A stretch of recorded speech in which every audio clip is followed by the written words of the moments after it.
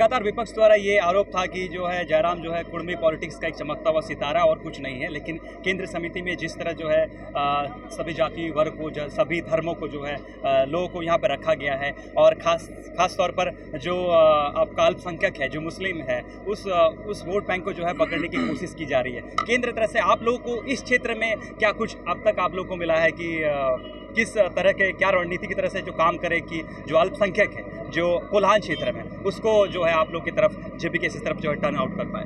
देखिए, जब कोई मूवमेंट आता है तो कुछ न कुछ लंबे समय के बाद वो आता है मूवमेंट।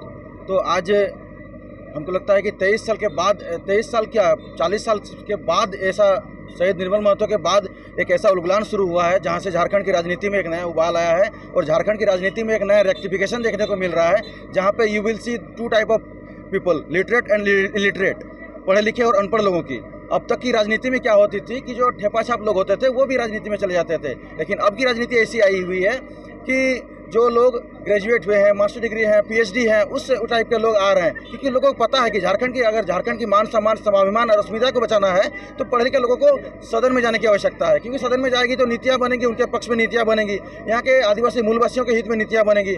यहाँ पे जो नॉर्मली जो टेंडर्स यहाँ पे निकलेंगे, आज कहीं सड़क निर्माण हो, चाहे कहीं तालाब का निर्माण हो, चाहे कहीं बिल्डिंग्स का निर्माण हो, चाहे किसी भी सरकारी दफ्तर का निर्माण हो, हर एक चीज़ में यहाँ के लोगों को प्राथमिकता मिलनी चाहिए। हमारे उद्देश्य यही है कि झारखंड के लोगों को शिक्षा से वंचित जो रखा गया है, जो भारतीय संविधान आर्टिकल 21A के तहत जो यहाँ के लोगों को आप देख सकते हैं कि झारखंडी भाषा खतियान संघर्ष समिति जो पिछले 2 से 2.5 साल की संघर्ष के दौरान यहाँ पे हमारे इस क्षेत्र में हम लोग जहाँ भी जनसभा का आयोजन किया है, जन जागरूक अभियान के माध्यम से लोगों को जगाने का काम किया है, तो वहाँ पे हमने सदैव हमारे अपने बातों को रखा है कि कुछ भी करिए लेकिन अपने बच्चों को स्कूल भेजिए और स्कूल में जाकर अपने मास्टर से भी फीडबैक लीजिए कि हमने जिस आशा और उद्देश्य के साथ आपको सरकारी स्कूल में भेजा था, आज की डेट में ये तो भारतीय संविधान में नहीं लिखा हुआ है कि गवर्नमेंट स्कूल का शैक्षणिक व्यवस्था दूसरा होनी चाहिए और प्राइवेट स्कूल की शैक्षणिक व्यवस्था अलग होनी चाहिए। लेकिन आप देख सकते हैं कि गवर्नमेंट स्कूल और प्राइवेट स्कूल के में जो शैक्षणिक व्यवस्था है वो कहीं ना कहीं ऊँच नीच का फासला है, और ऊँच नीच का फासला के कारण आज क्या होता है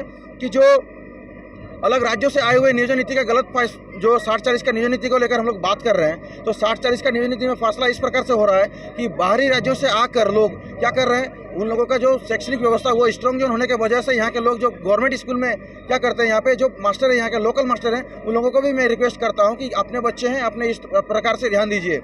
तो अगर इस प्रकार से अपने मान के अगर ध्यान दिया जाए, अपने क्षेत्र के कल्याण हो उस पर ध्यान दिया जाए, अपने बच्चों को अपने माटी के लिए अगर आज किसी भी स्कूल में जाते हैं तो हम लोग को सिखाया जाता है कि अन्याय विरोध के खिलाफ लड़ना चाहिए। ठीक है, हम लोग ऑब्वियसली लड़ रहे हैं, लेकिन उनको भी तो इस बात का गहनता होना चाहिए। सरकार आपको जिस बात को लेकर तनख्वाह देना चाहिए उसका फीडबैक उन बच्चों को तक पहुंचना चाहिए। क्या गार्जियंस इस बात आशा और उद्देश्य का अपने बच्चों को भेजते हैं कि जाकर अपना बच्चा एक टाइम का खाना खा के घर आएगा? नहीं होना चाहिए इस प्रकार से। अब लगातार हमारे देख सकते हैं कि ब्यूरोक्रेट्स हावी है। क्यों हावी है? क्योंकि हमारे लोग, यहाँ के लोग जो हैं, इनको अपने संविधान के बारे में पता नहीं है, यहाँ के लोगों को IPC CRPC के बारे में पता नहीं है। आज कुछ दिन पहले मैं बात करता हूँ कि कुछ दिन पहले कुछ थाना में एक मामला हुआ था, बोलता है कि आपका भी दाढ़ी है, इसका भी दाढ़ी है। हमने कहा, साफ शब्दों में कहा, तो उन्होंने कहा कि वास्तव में अगर आप सही हैं तो इसका हमको प्रमाण दीजिए। हमने साफ कहा कि प्रमाण आपको नहीं, जहाँ ज़रूरत होगा वहाँ प्रमाण दिया जाएगा। ये होती है लिटरेट और इलिटरेट में फैसला। और आप कहते हैं कि इलिटरेट में यहीं पे आके बैठ के फैसला कीजिए, वैसा नहीं होता है। अब नीचागढ़ की जनता भी जाग चुकी है, साथ ही साथ कोल्हान और झारखंड के तमाम युवा साथियों से एक ही संदेश होगा, आग्रह भी करेंगे, अपने माई माटी के रक्षा, मान सम्मान स्वाभिमान, जो माताएं बहनें आप देख सकते हैं हमारे साथ निकली हैं आंदोलन में, उनका भी हौसला बढ़ाइए। आज हर एक को घर से निकलना पड़ेगा, हर एक को बिरसा निर्मल महतो, सिद्धू कानू, चांद भैरव, बिरसा मुंडा सभी चीज़ बनना होगा, तभी हम जाकर अपने झारखंड की अस्मिता बचा पाएंगे।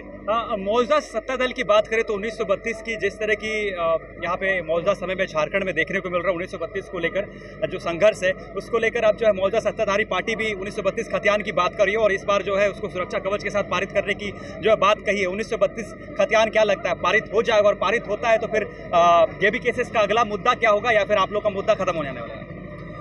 देखिए, पहली बात तो ये है कि 1932 का जो मुद्दा है वो क्लियर नहीं करेगा वर्तमान जो सरकार है। अगर क्लियर किया हुआ होता तो कब का क्लियर करता है। अगर गलती से भी अगर ये कर लेता है तो जेबी केसेस पढ़े लिखे लोग हैं, उन लोग शोधार्थी लोग हैं, उन लोग नए चीज़ों को कंगालते हुए, नई चीज़ों को शोध करते हुए हमेशा उसके पास जो है ज्वलंत मुद्दा भरा पड़ा है। चाहे कोल्हान की बात हो या फिर कोयलांचल की बात हो, खनिज संपदा से भरा पड़ा इतना आदमी लोग को, बाहर के लोग जो है यहाँ पे डोमिनेटिंग करके यहाँ के लोगों को जो विस्थापित किया गया है, भरा पड़ा है मुद्दा रोजगार का है, नौकरी का है। तो आप लोग बैकफुट पे नहीं जाएंगे? बिल्कुल बिल्कुल बिल्कुल। अब युवा खड़ा है, अब बैकफुट में किसी भी कीमत पर नहीं जाएगा, आंदोलन में नहीं जाएंगे, आप सीधा मेन स्ट्रीम में आके जो है चुनाव लड़ेंगे? बिल्कुल। अब कलम छीनेंगे, कलम से लेकर अपना नीति और सब चीज करेंगे। अब कलम की लड़ाई सीधे ये युवा जब का युवा करेंगे। बहुत धन्यवाद आपका। बहुत। तो केंद्र समिति के साथ हम जो है सदस्य हैं जो उनसे साथ बात किए और तमाम जो मुद्दों के बारे में जानकारी लिए। अब हमारे चैनल से जुड़ सकते हैं, हमारे वेबसाइट को आप ज़रूर विजिट कीजिए और उसमें जो है लगातार हम जो है छोटी बड़ी अपडेट्स हमारे चैनल के वेबसाइट के माध्यम से खबर हम देते रहते हैं। आपका धन्यवाद। जोहार।